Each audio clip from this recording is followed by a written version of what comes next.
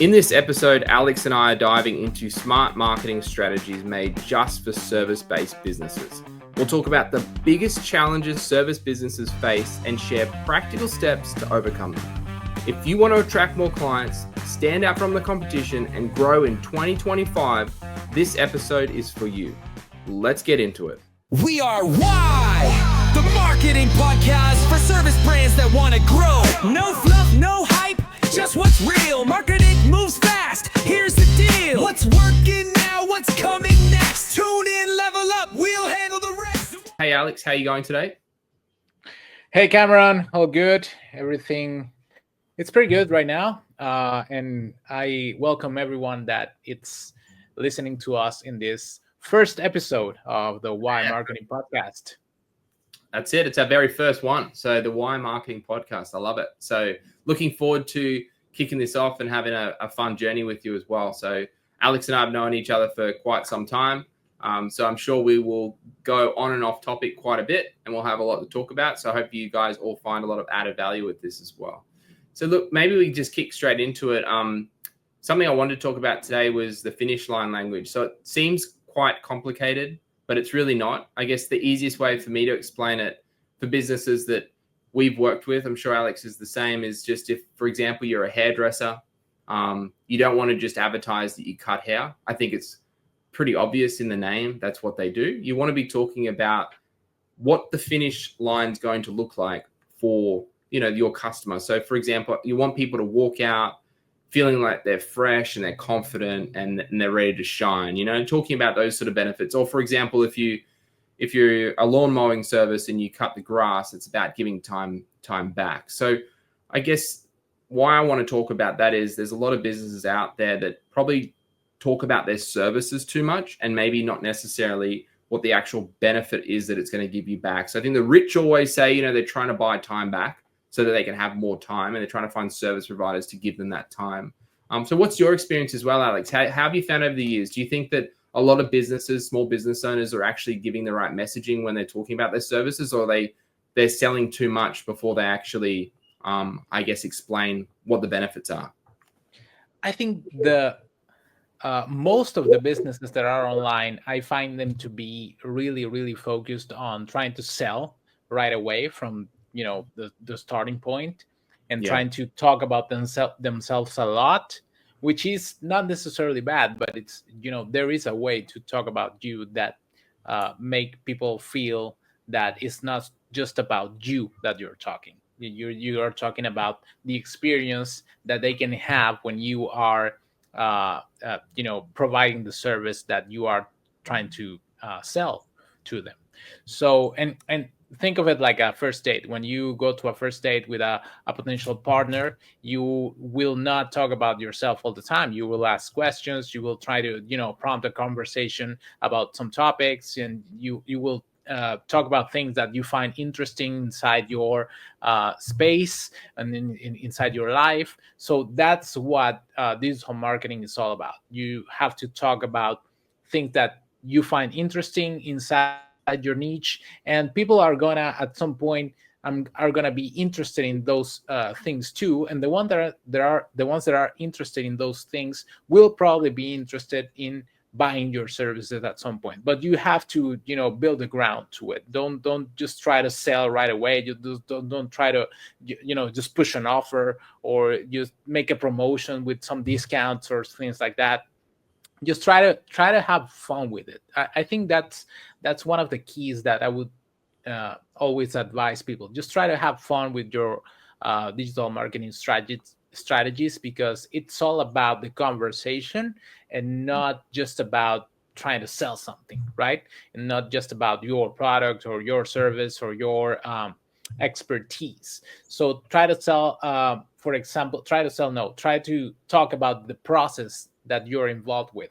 How is the process of you, coming to a customer and seeing his needs or her needs, and see what are the things that they will be happy with with your services. And after you have that, after you have those kind of insights, you can actually create little pieces of content that you can push, and people will see what is the experience that they will get if they hire your services, if they are working with you at some point. So that's kind of my approach to it. Yeah, I think I'm pretty similar. I look at a few things I was thinking about when you're mentioning that is probably I look at sometimes direct response advertising as like, for example, like just asking for the sale right there and then, but still it's still selling the benefit of what they're going to get when they come work with you and how they're going to feel, right? Still sort of selling that. Like, again, the lawn mowing service, it's like, yeah, you're going to feel like you don't have saved that time and you haven't got sweaty and you haven't been out in the yard and then you've had to go have a shower and then you're feeling like you need to drink 300 liters of Gatorade because you're exhausted, right? That's you're going to not have that feeling anymore. You're going to get that time back by just allowing someone else to do it. But when we run the direct response ads, I guess, depending really on the business, it's around budget. That's how I actually see it. So sometimes we won't talk about too much of like the funnel. So there's not too much of like an investigative phase at the top, and then they've kind of come into the marketing funnel, and then we kind of educate them throughout. It's like where I'm trying to get at is, again, if you're a hairdresser or you're a lawn mowing service, I think people understand now what that is. Do you know what I mean? Like you probably don't need to give them too much of a story. So I get what you're saying there. Like, yes, there's definitely parts where we'll need to give them a story, educate them on what we're doing, and sort of show them we're the right people. But I start to do that now with probably reviews showing like how testimonials, the testimonials we've actually got from our clients, and just building that trust. I mean, every market is different, right? Yeah. However, that's probably what I've seen, and it's based on ad spend too, actually. So a lot of that, weirdly enough, it comes around on ad spend, because if you don't have a good let me define it. What's a good kind of budget? I'm a big believer, and you'll probably hear me say this a lot, but now I'm about $100 a day minimum. Like, if you're below $100 a day ad spend, that's a low budget, right? Which it is. I mean, $3,000 a month, it's a low budget nowadays. So, look, it really depends for on marketing. That. Yes, for marketing, yes. But if you were to talk about your message and you had a budget lower than that, you'd probably be really talking about, I guess, the again, wrapping it up on this section here for us is around that finish line language. But it is, making sure that you talk about what you're going to be getting, after the fact of what the service is, like how that can make you feel, right? Yeah. So and one of the things that are important regarding, for example, the budget that you will allocate for marketing is choosing the right platform for you, because not every platform is good for every business, right? That's right. So if you are, for example, and we've seen that in some spaces, if you are a construction company, you will not have the same space, or you will not occupy the same space as the hairdresser, or you will not occupy the same space as the mow loaner, the mow, and the gardening services, for example. Yeah, the gardening services, or you will not have the same space as a realtor. It's different, and every platform performs different for every type of business, and some businesses do not belong in some platforms. Like, for example, if you are on Instagram, you might not be prone to you might not have as good as results as if you were on YouTube, or if you were on Facebook, or if you were on any other platform, LinkedIn or whatever, right? So trying not to get it specific into each one of these platforms. What I say is, if you allocate the budget in a platform that is not for you, you will burn enormous amounts of cash without having the results that you want, and you're gonna think, I'm doing it wrong. No, you're not doing it wrong. You might not be in the platform that people that might buy your service is in, right? Or most people are actually not looking for you here. Maybe they're looking for people like you on other platforms. So that's one of the things that you have to do at first. Just do an assessment of where are your competitors, and where are the people that are in your same space. Where are they speaking? Where are they posting? Where are they located on websites and directories and these kind of things? because those that insight will give you a guide of where you need to be, right? And don't be afraid to enter if you see a lot of competition, because if there's a lot of competition in your niche, it means that that platform is working for that niche. So something is there for you, and there's a lot of customers around and potential customers around for you to grab some. So don't be afraid of that. Yeah, I agree with you on that. And the thing is, I also look now at platforms. Definitely, you can choose. I even drill down into placements. So I won't go there too much because you'll probably talk a lot more about. I'm just really here talking about like Facebook and Instagram for now. Yeah, for like social platform, yes. Social platforms, yeah. So, but for example, if we were to nail it down, I even go as far as maybe the platforms are for you, but the placements are different for you. So, for example, if you're a painting service, you can choose inside of Facebook for business owners that may not get this deep into their ads, but you can choose where that ad is actually going to be placed. So like you could actually choose that ad to be put into the marketplace. So if people are searching on marketplace on Facebook for things for their house, you can actually be in there, or you can even ask people for like, just for example, you want to be placed only on the Facebook wall, like, as a post, like that's only where you want to advertise. That might work better for you. I think also Google ads, again, as you're saying, not every social media platform is for you. Like TikTok may not be for some people, but when it comes to Google ads, again, the things that I know, it is again on placements or how you want to run it. So it could be, video ads might work really well for you on YouTube, or you might find that you get a better result with search campaigns, and that's it. So like people, generally searching for you, and you can tell the search terms are actually working. So yeah, definitely. I mean, there's definitely social media platforms that aren't for everyone, but I think you and I both know that, as you said, if there's competition, it's a good thing. And I always bring up that example about, where there's like 100 sort of companies that sell tires. Like if they're all in the same location, they're still competing against each other, but they still do the same thing. But where I'm trying to get at with that is that, you can still definitely find the right areas for you in these platforms, because you, again, don't want to be like that one-legged stool in your marketing platform. That's one thing I always preach still to this day, is like try and be in as many places you can to test. But as you said, Alex, there's going to be some places that just aren't for some businesses. So completely agree. Yeah, and with that tire example, if you live in a city and that there's this area where there are a lot of businesses that sell tires, for example, that people are going to buy tires in that place. Not necessarily on your business or the other business, but in that place, people are going to go to that street because they know all of the tire businesses are there.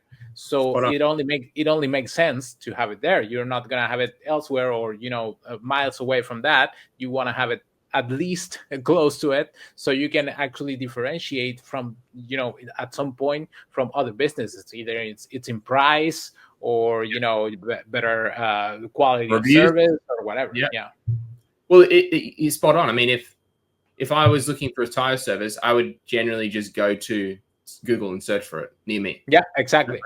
So there's your placement, there's your platform. So whereas you go to somewhere like Facebook, Instagram, or TikTok, whatever you want to choose, it might be more educational content. But then again, it's budget dependent. So how much do you want to be able to spend? Like if you were to spend $3,000, it just, again, it's dependent on budget, right? I think from my perspective, a little bit. Yeah, definitely. Budget. So I guess the next sort of thing we want to talk a little bit about was the feature to benefit ratio. So I think we've covered a little bit of it, what we're talking about, but just to give the listeners an example. So, a house cleaning service might offer deep cleaning for carpets, for example, but the benefit is your home feels fresh, looks spotless. So again, we kind of touched on it earlier on around how your, the benefit of getting that service gives you back a bit of time. So I think we've probably covered most of that, but definitely that's what we're trying to get across with these ads, or if you're running, trying to get more people in the door, it is just kind of really start pushing that benefit, because I think a lot of businesses sometimes, as we've already spoken about, talk too much about the service that they have and not really the end result of what they're going to get out of it. If you're a simple enough service, you don't need to explain it. Start with even direct response advertising straight away and just see how it goes. Get the leads in. So just think about what you are. If you're a complicated service, I've had one client as an example that was a buyer's agent. I think a lot of people still are educated on what a buyer's agent is. Correct me if I'm wrong, but like I think it's still an educational piece because number one, they're not too sure whether that person, what they do, number one. They're not too sure the costs. They're not too sure about that person as well, because you want to choose the right person to kind of be representing you looking for that place. But then when I was marketing with them, the way that we pitched it was that, well, for me personally, was that if you're sitting around at the dinner table at the end of the day with your partner and you're trying to figure out, which property you want to buy, it can get very exhausting, right? Because you've both got different ideas on what you want to do. Whereas a buyer's agent's kind of like a mediator. They'll come in and they'll actually take on both sides of it for you. So the benefit for them to you is that they take that worry away about having arguments and fights trying to figure out what, best, because we all do that, right? But they kind of come back to you with like 4 or 5 options and they're going to be like the perfect option for you. They just have to have the time to go and do it, and you guys can relax. So yeah, that's kind of where I think that goes from like an example that I've probably worked with. I mean, I just think that's what businesses should talk a little bit more about. So I think we've covered most of that though, Alex. You reckon? I think that's pretty clear. Yeah. I think that's pretty clear. I think the benefits are something that people need to address more when they are talking, and even the hidden benefits, because there are hidden benefits. Like for example, for a cleaning company or a carpet cleaning company, it's not only the fact that the carpets are going to look nice and fresh, and they're going to look good when people come visit you, right? Or even for you, if you like to look at nice things when you come home, but it will be healthier. It will generate an atmosphere that it's definitely cleaner. It will stop you from getting some kind of sickness from dust and things like that, and even it will be something that for you it's going to be in the long term, it's going to save time because you're not going to have to do it yourself, right? So you can go out and buy expensive carpet cleaning gears, or I don't know, here in Australia we can go out and go to Bunnings and you can buy a carpet cleaner that you can hire and go do it yourself and buy all the liquid. I get it. And some people do, that's their choice because they have the additional time to do it. But I think if you're selling but not everyone has that. Not everyone, that's right. Not everyone has that time to do it. Go do it. Definitely gardening is another easy one. But look, I think for businesses, just have a think about how simple your service is and don't overcomplicate it. Like some people take so long to kind of figure out their message. And we're always going to go into AI. I'm sure this will always come up. Alex and I were talking about this in kind of like the green room before, and we're talking about, AI because it's just everywhere now. So why I'm talking about that now is that if you get stuck with these things, just use ChatGPT to have that conversation. Even upload a couple of personas that you've got, go back and look at the clients that you've got and put some information into, ChatGPT and let it kind of work out maybe what that messaging should be for you if you're not too sure about it. All right. There's a lot of tools you can use. There's a lot of tools you can use. So I was thinking the next thing we might touch on is really part of this, which is a lot of business owners, I think, have questions around it. And it's always brought up in marketing is, custom funnels for service-based businesses. So I'm a big believer of top, middle, and bottom. I don't know if we want to go into that, elaborate that a little bit more. But what about you with funnels, Alex, as far as, do you follow the same kind of? Man, I think that funnels are basically, as I told you about the integration also in the green room, I think that funnels are one of the most important things that you need to have for your business, because funnels will allow you to have a journey that you are aware of and that the customer can feel comfortable going through, right? And the funnels actually tell you and give you insights of where the customers are having doubts, where the customers are for some reason, just dropping off, or where the customers actually are making the decision of buying your service. And those insights are very, very, very important for you to keep selling in the future and in the near future. So it's something that, and you can have those results like like really quick. After you implement the funnel and start just getting people through it, you will know, oh, okay, so people are dropping off when they know about the price, so maybe the price is not that good. Maybe we'll do some promotions or something like that. Or people are actually buying when they get to this point, so this point is something that I should be pushing much more during, in my campaigns or during my marketing process. Or people are actually trying to connect with me because they do not understand something in the process. So that's something that I need to work on, and I need to clarify, and I need to put more clear so people can Find the bottleneck. Yeah, Find the bottleneck, really. exactly. So go through it smoothly, and it flows.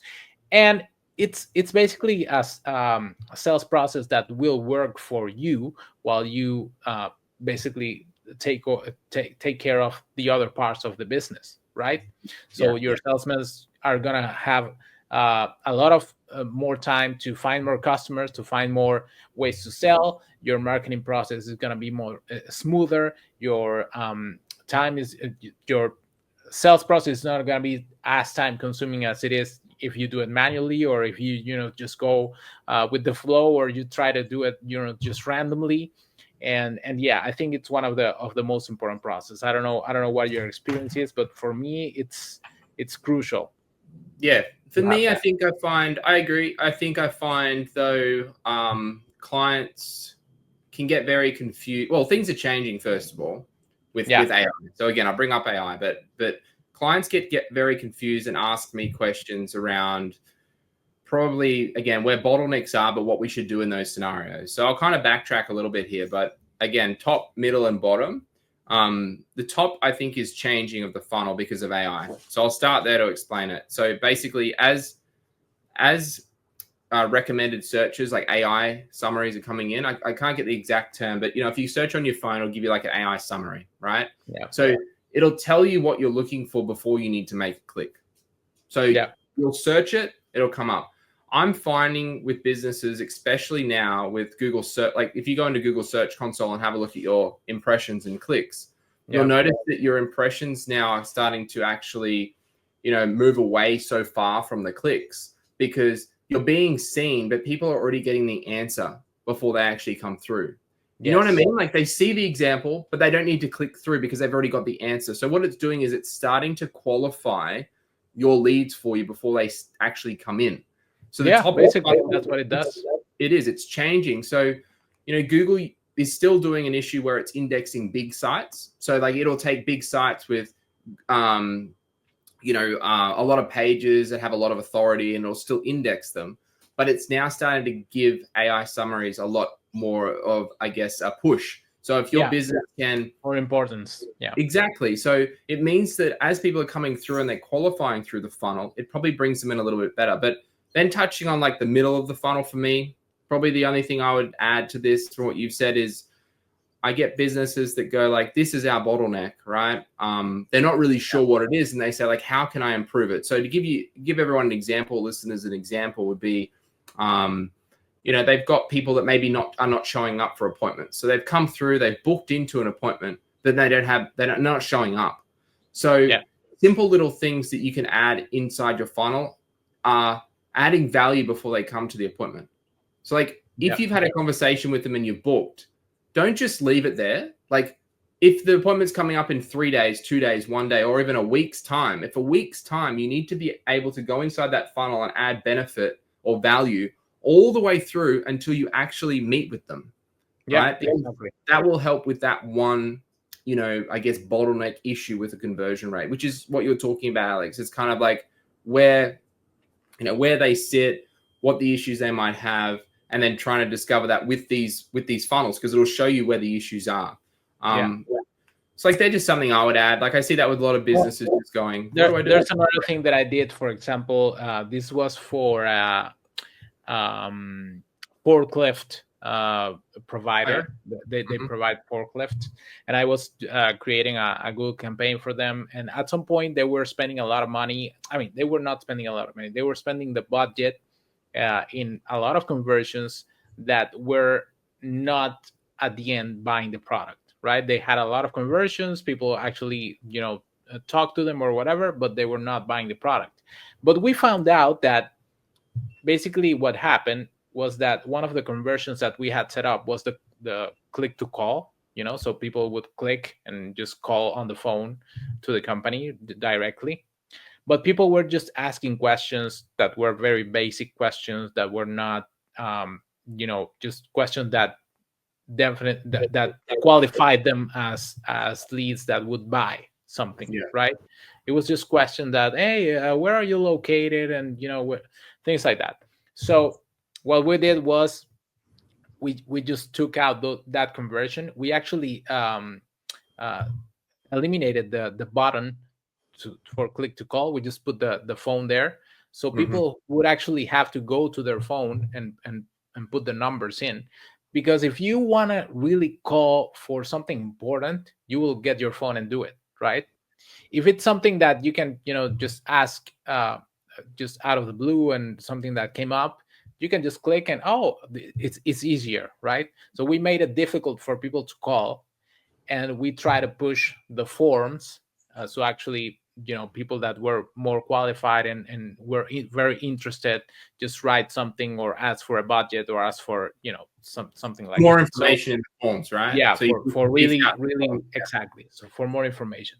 So that generated that, we did have less conversions, but we were spending very, very, much less money.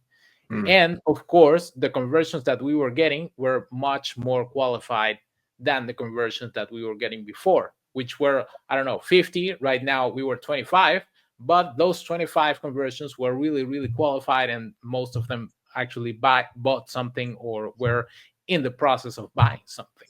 So what I mean with this is, sometimes the process, you see that, I'm giving people, the easy way, which is click to call, and they can call me and we can talk to them. That's not necessarily good for this company, because we need people that are more informed, that don't need to call right away to just ask anything. And those kind of things you only can see if you have a good funnel that will tell you at which step of the process you're not quite converting very well. So No, I agree. And you know what the good thing is, I think that leads on to also the next part, which is around, we want to talk about testing analytics and just personalized guidance. Like, that's exactly what you've said. Businesses need to test out different things and see what works, what doesn't work, because really that's what marketing is about. It really is trial and error until you find out what works, right? I guess that's the difference with a business owner trying to do a lot themselves without guidance, right? If you really try and do it yourself without guidance, you're going to spend that hour you have a week trying to figure it out. Otherwise, you go out and hire an agency or hire an expert to do it for you, right? But my big belief is then around, I guess, data. So I think we've got some examples here, but just to help people out. So imagine if you're learning to skateboard, you wouldn't get it perfect on the first try, obviously. You test different ways until you got better. And marketing does work nearly the same way. Businesses have to try things, check what works and fix what doesn't. So what I usually do with my clients, so for example, your example, if you can tell someone's, clicking through, they're not coming through from good leads, you can still track the calls that are coming in, or put a little bit more information into the form so that you can weed out the people that aren't interested. The other way you could look at it too is go back in and make sure that you've got analytic tools set up. Like, that's a huge thing that I spend a lot of time on. We take over from so many agencies now. I would say every single one that we've at least taken over from over the years. And a lot of stuff is not set up, or the client doesn't have access to it. And you and I would have spoken about this in the past, like, for sure. It's just that they don't have access to it. They're blindsided on what actually they need to, information they need to know. And I'm a big preacher in saying, you only need to look at this maybe 5 to 10 minutes a week. Truly, you don't need to spend any more time on it if you've got it set up. So Google Analytics, number one. Another really good one is Microsoft Clarity. I don't know if you've used that before, but it's basically I haven't.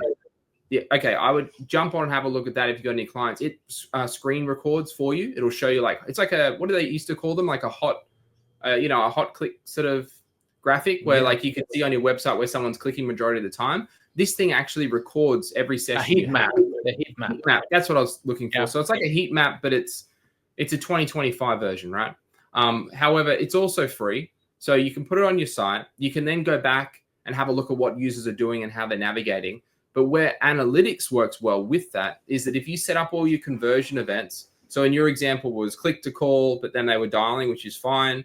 You could find out, they're filling out the forms, they're going to this landing page, or maybe they're, watching this video before they actually come through to you.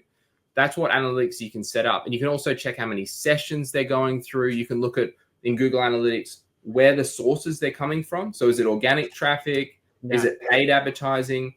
That then loops back in with your funnel. There's a lot involved with this for business owners. I think that a lot of them get overwhelmed in what they need to do. But if I could pinpoint one place for them to start, just to help out, again, it would be making sure that you have Google Analytics set up, just at least the basics, right? Yeah, the basics. Yeah. Just the basics. And then I would jump on and have a look at something like, Microsoft Clarity. And then I would also look at Google Search Console is another really good one. So that gets a little bit technical because it's more for SEO. However, Google Search Console will tell you everything someone is finding your site from as far as what they're Googling. So where that benefits you is if you go to start running paid ads and you want to put in keywords that people are finding you from, I always say organic is a really good way to start. So example on that is if organic is working quite well for you, then put paid money behind it. You and I both had a conversation a couple of weeks about this with YouTube, right? It's the same kind of thing. Exactly. Like if something works well organically, put some money behind it. It's exactly the same kind of thing. You've got to find out what's working, get that data right first, and then you can move into different avenues and use, like we spoke about today, direct response ads, if that works for you, depending if your budget's under $3K a month, things like that. But yeah, business owners, I know they get really overwhelmed with how much stuff there is to do, but they're probably three things I would say to start with. What about for you with analytics and data? What do you kind of usually, what's your go-to if you, let's say you're taking over a new client and you want to kind of figure out maybe what's working and what's not before you dive deep into actually making changes? Oh, well, the basic stuff, what you just mentioned, I think it's pretty good. I think Google Analytics, I think, of course, Google Search Console to see, how the website is actually performing. And I think those are the main things for the website. And of course, if they have some kind of campaign going, like on Google or whatever, I would like to see what those campaigns are doing and how are they performing, with Google Ads. But besides that, of course, if they do have some kind of social strategy on social media, and I would like to see the analytics of that and see what's happening and see if they're getting traction through those channels. But yeah, I think analytics is the basic stuff. And what happens is when you have analytics set up, even the basic stuff, and you hire a marketing expert or you hire a marketing agency or whatever, they are going to know what to read from that, even the basics things. And they're going to know, okay, so now let's set up this thing, let's set up this other thing, exactly, let's analyze it better, let's see what's going on with here and there. So the analytics, the Google Analytics, even if you don't understand it as a business owner, if you have it installed, it will give you insights even for someone in marketing that you might hire in the future. So it's something that you must have. It's data. At the end of the day, it's data. Hey, like, companies like, just in my mind, I think another example for business owners, I think they completely get it by now. But at the end of the day, it's like, when to go home in the traffic. You either put on Google Map or you know the times yourself, right? So back in the day, there wasn't Google Maps to tell you when the traffic was heavy or when it was easy to go through. So you would judge it based on, the time you would leave. Like maybe you leave before school pickup so that you don't get the school traffic. Whereas now you've got the data using something like Google Maps that you just jump on, have a look. Maybe there's a bit of a crash or maybe take a different route. It's exactly the same with all this analytical data to give, the business owners just a bit more of an example. Well, things like, if you, there's always this customer that tells you, hey, I am getting a lot of traffic, but I'm not converting anything. So I don't know what's happening. I'm doing all the things. And then you go into analytics and see that the traffic comes from, I don't know, Sydney, and the business is in Brisbane. So that traffic, is or not overseas, really. even worse. They Yeah, could be exactly. coming from another country. Like sometimes we see they're coming from the United States, but they want traffic only from Australia. Exactly. So, Or they're a local they will service, not like you buy. said. Yeah, Yeah, exactly. they won't buy. Like you said, a local service. Yeah, they could only offer their services in Brisbane, but they're targeting Sydney. You're right. Yeah. So a marketing expert will tell you, okay, so this is what's happening. Let's do this kind of changes, so it will start targeting your actual potential customers. Yeah, 100%. Finding bottlenecks. I think that's to sum it up. Definitely, like finding those bottlenecks where the issue is can take time, but with the tools, you can definitely use it. So, I think, look, I've got a quick recap for us on a couple of things for some closing thoughts. But Sure. we talked about finish line. We talked about focus on the benefits. I guess just making sure there's a clear path to customers, and then again at the end, we've just spoken about more around like always test what works. So I think on our next podcast that we're going to come to talk about, we're going to talk around Google searches and how they're changing in 2025, which we touched on a little bit today. That's a big subject.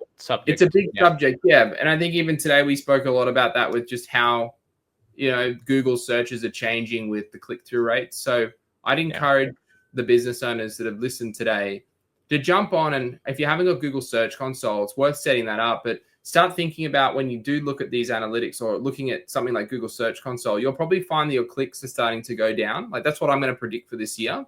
They're going to start to go down and your impressions are going to start to go up. And that's not a bad thing. Just remember this year, there's a lot more AI out there for search. So your summaries on your phone, that's what people are seeing the information and they're getting the answer for them instantly.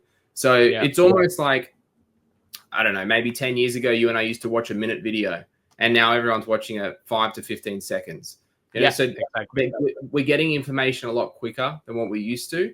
And that's exactly how it's kind of changing. So you should find that your top of the funnel is starting to get a little bit cleaner. I'm not going to reiterate it, but that's what we're going to talk more about when we catch up in our next podcast, a bit more about how searches have changed in 2025. So if there's anything else you want to add to that, Alex, otherwise we might wrap it up for the viewers or listeners. Well, not much. I think this was enough information for today. I think it's a lot. So great first episode. Thank you. Yeah. Great first episode, definitely. And of course, remember people that they should subscribe, share if they like this content. Just give us a like. And of course, if you have any questions, you can comment on the video or comment on in the comment section. Anything that you want to add or anything you want to ask, and we might definitely answer those in the next episodes. Definitely. And Alex and I are very proactive. So if you can send us messages, feel free to do that and we can help you out. Or again, we'll try and answer everything in the next episode. I think that's probably the best way to do it as well, Alex. I like that idea. All right. Yeah, awesome. Cool. All right. Well, and we'll put all our links as well in this somewhere. I'm sure it'll all get added in. Yeah. And then, we'll catch up with you all in the next one. And today's the 21st, the 2nd, all this information of the 25th is recorded for you all as well. So we'll try and get these things out as fast as we can. Obviously, information can change. So just want to let you all know this is the information as of today that we've got. However, and when we do post this, things may have changed. However, we'll try to always be on the pulse of what's happening in this space. So thanks, everyone, for listening. Thanks, Alex. Thank you, Cameron. Thank you all. Bye-bye. Bye.